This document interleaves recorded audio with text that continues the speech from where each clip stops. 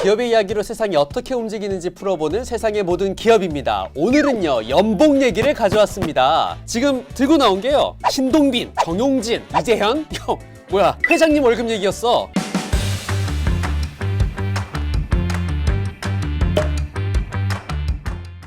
3월이면 기업들이 사업보고서를 내죠. 총수와 전문 경영인이 얼마나 받았는지 공개되는데요. 언론들은 총수 중에 누가 가장 연봉을 많이 받았냐 이런 기사를 그렇지, 쏟아냅니다. 맞아요. 매년 이때 누가 연봉 킹이냐 총수 중에 이런 네. 기사 매번 나오죠. 그런데 우리가 주목해야 할 부분이 있습니다. 상법상 주식회사의 주인은 누구죠? 주주겠죠? 그럼 회사를 운영하는 사내이사, 그리고 경영진을 견제하는 사회이사, 이런 이사회 구성원은 당연히 누구의 승인을 받아야 하는 거죠? 회사의 주인인 주주의 승인을 받아야 되겠죠? 그렇게 주총에서 승인을 받는 이들이 바로 등기임원입니다.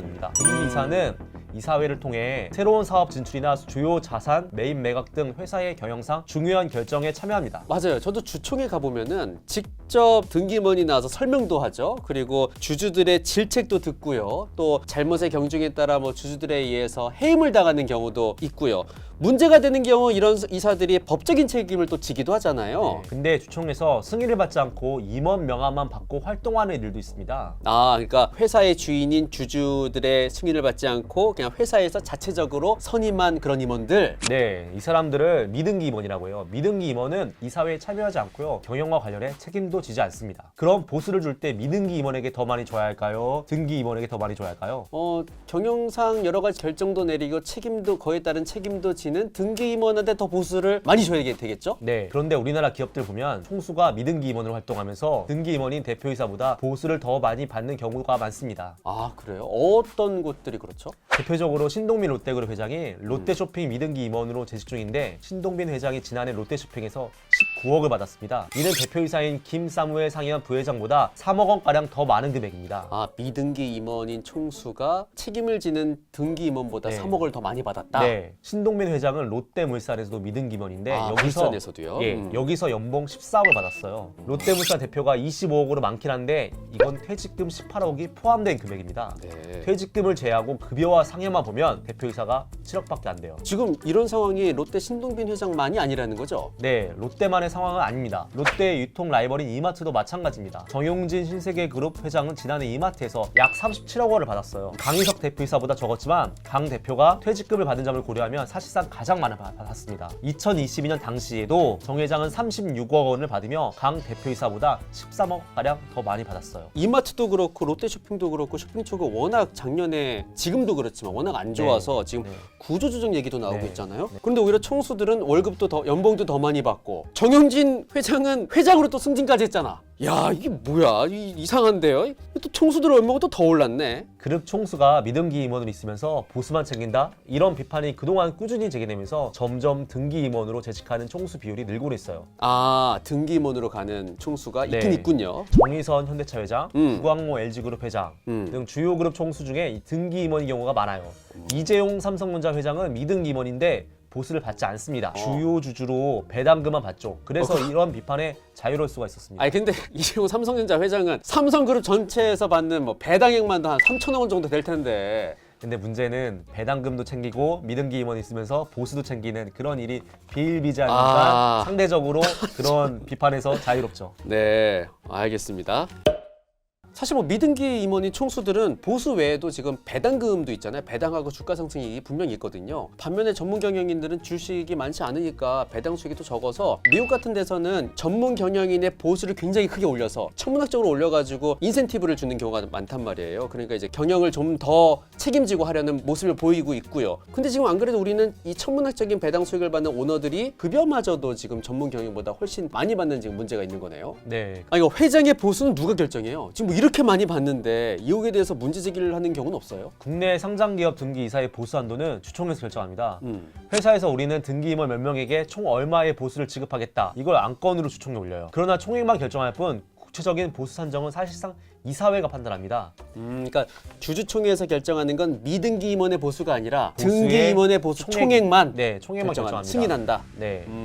그리고 등기 임원과 미등기 임원의 구체적인 보수는 이사회에서 결정한다. 네. 문제는 이사회가 지배주주나 경영진의 영향력에서 벗어나지 못해 실질적으로 권한을 행사하지 않은 사례가 비일비재하다는 점입니다. 게다가 보수 수준을 투명하게 결정하려고 이사회 산하에 보수위원회를 별도로 둬야 되는데 보수위원회가 의무가 아니다 보니 아예 이걸 두지 않는 경우도 많아요. 특히 미등기 임원인 총수 일가에 과도한 보수를 지급하는 기업 중에서 보수위원회를 두지 않는 경우가 많았어요. 예를 들어 지난해 DB하이텍은 등기 임원 6명에게 13억가량을 지급했는데요. 같은 해 김종기 창업회장과 김남호 회장은 각각 34억, 31억을 받았어요. 미등기 임원인 총수 일가 2명이 전체 등기이사 보수의 5배를 넘은 셈입니다. 그런데 이 회사는 이사회 산하에 보수위원회를 따로 두지 않아서 사실상 이렇게 보수를 줘도 견제할 장치가 없습니다. 그럼 기업들은 이렇게 보수를 많이 지급하는 거에 대해서 뭐라고 설명을 해요? 별다른 설명을 내놓지 못하고 있습니다. 사업보고서에 원래 보수 산정 기준을 설명해야 하는데 이 설명이 매우 부실합니다. 롯데쇼핑은 신 회장에게 19억을 지급하면서 급여는 직급, 근속연수, 직책 유무, 회사 기여도 등을 종합적으로 반영하고 상여는 매출액, 영업이익 등 회사의 경영 성과와 리더십, 윤리 경영 등을 종합적으로 고려한다는 원론적인 입장만 밝혔습니다. 구체적인 내용이 없군요. 네. 박문더 하이트 진로그룹 회장은 지난해 하이트 진로로부터 77억 원을 받으면서 같은 기간 12억 원을 받은 김인규 대표이사보다 약 6배가 많이 받았어요. 와, 77억. 예. 그런데 하이트 진로는 임원 보수 산정 기준에 대해 전년 영업이익 달성률의 계량 지표와 핵심 과제 이행 정도 등의 비계량 지표를 평가해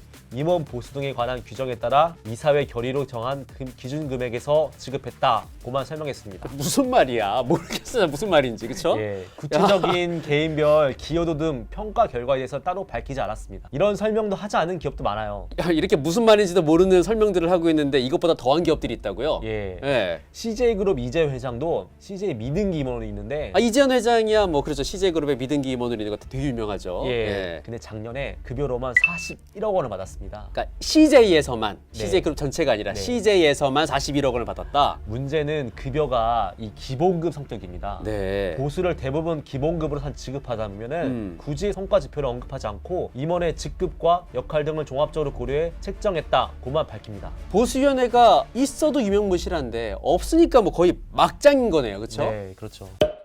총수 일가 중에 또 배임이나 횡령 혐의로 지금 재판 중이거나 취업 제한이 이런 총수들도 있잖아요. 이런 총수들도 엄청난 금액의 보수를 받나요? 네, 재판 중이거나 취업 제한 처분을 받아서 미등기 임원으로 재직 중인 기업도 있어요. 등기임원으로 못하니까 취업 제한 때문에. 네, 총수 일가의 이익을 위해 계열사를 부당하게 이용한 혐의로 재판에 넘겨진 이해우 계열그룹 회장은 지난해 대법원에서 벌금형이 확정됐습니다. 여기가 대림이죠, 대림. 네. 그렇죠. 네. 그런데 이 회장은 이 회사로부터 지난해 36억을 받았습니다. 5억 원 이상을 받은 임원은 이 회장이 유일했습니다. 모든 임원 중에서 5억 이상 받은 임원은 사업보고서에 공시하도록 돼 있는데 이해욱 회장만 공시가 됐습니다. 36억 원. 네.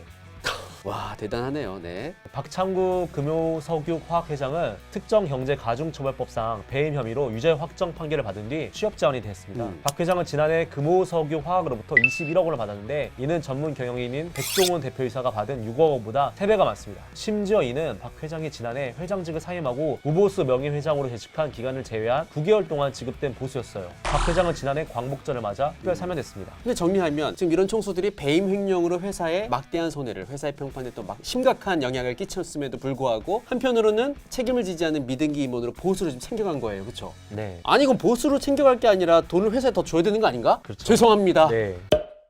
그럼 이 같은 문제를 해소할 방법이 없어요? 금융당국이 회사 공시를 자세히 하도록 유도하는 방법이 최선입니다.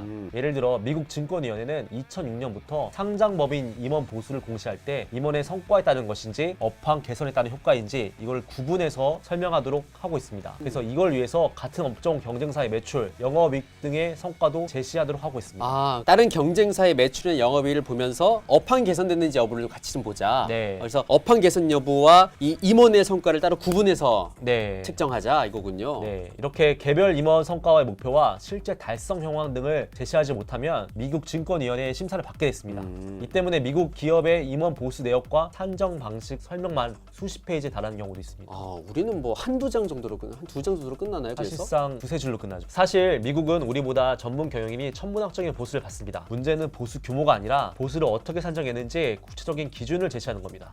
미국은 그런 기준들을 다 제시해서 주주들한테 다 공유 공개한다는 거죠. 네, 여기서 한 단계 더 나아간 방법도 있는데요. 보수 지급 계획을 주총에서 고위 경영자 보수에 대해 찬반 투표를 하는 형태인 세이온페이입니다. 2014년도에 이 제도를 도입한 영국은 보수 정책 찬성표가 50% 미달 시 전년도에 승인 맞는 보수 정책을 사용하거나 임시 주총을 열어서 이 문제를 다시 논의해야 합니다. 세이온페이 때문에 실적이 좋지 않은 기업은 자진해서 연봉을 삭감하기도 합니다. 지난해 애플 CEO인 팀 쿡이 연봉을 40% 삭감한 게 대표적인 사례입니다. 미국도 경영진이 3년에 최소 1회 이상은 보수 수령을 놓고 주총 심의를 받아야 합니다. 미국은 부적절한 성과 보수에 대한 환수 제도인 클로백도 두고 있습니다. 그런 제도가 이미 미국은 있군요. 네, 있습니다. 그러니까 미등기 임원으로 있으면서 책임을 지지 않고 보수만 챙기는 그런 총수들 이제 오늘 알아봤는데요. 얘기를 들어보니까 주주들이 나서서 총수들의 이런 행태를 견제할 수 있는 뭐 세이온페이라든지 아까 말했던 클로백 같은 이런 제도들이 좀 빨리 시급히 도입이 돼야 되겠네요. 네. 야, 오늘 정말 주주들의 속을 긁는 얘기 잘 들었습니다.